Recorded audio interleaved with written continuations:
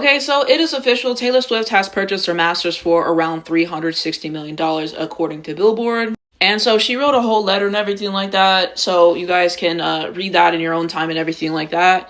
And I also did see this too. Basically, she said it was in spite of Scooter Braun, like somebody who knows her. So there's that. I want to share quick thoughts on this because I feel like this is a huge deal. And why do I think so?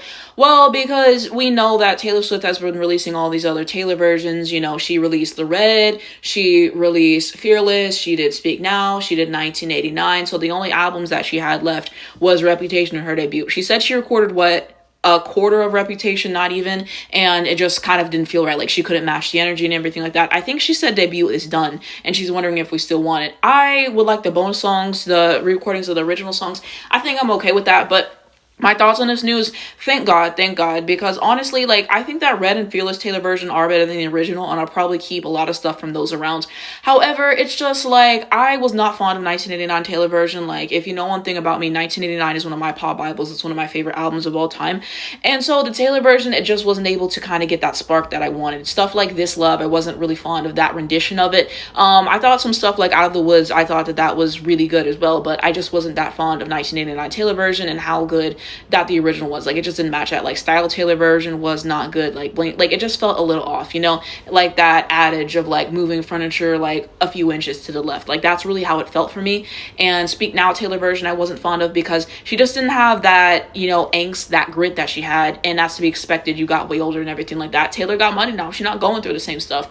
So I think that now that I can listen to those without guilt, you know, that's great. I mean, I was low-key already going to start doing it and everything. I haven't really for the most part, but now that we're finally back, like, we are so up right now.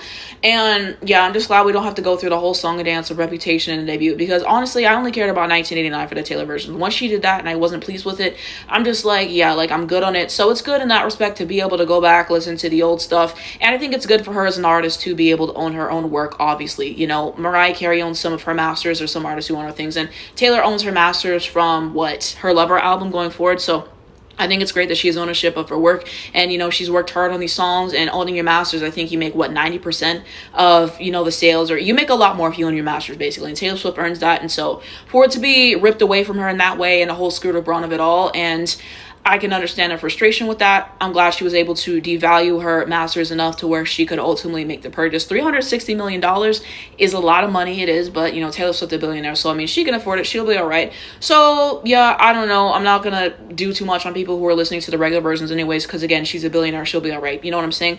So I just think it's good all around for an artist standpoint and everything, and I hope that other artists are empowered in this way. And I think it's good from a listening standpoint, because I don't even remember the last time I listened to 1989 Taylor version. Like, you see that meme of that person trying to eat the olive, they can't do it. That's me with 1989 Taylor version, Speak Now Taylor version. Now I can add all the other old versions back to my library. I already have pretty much all of her vinyls and everything, so, you know, there's that as well. But let me know what you guys think. Like, did you guys genuinely like the Taylor versions? Because I saw people on Twitter and they were just like, look, I was just pretending to like the Taylor versions of some of the songs in order to support her and everything, and I really don't like with it, you know. And I told you guys the songs and, you know, moments that I don't like personally. So there was some good to it, there was some bad on it, and I'm just glad that we're back ultimately.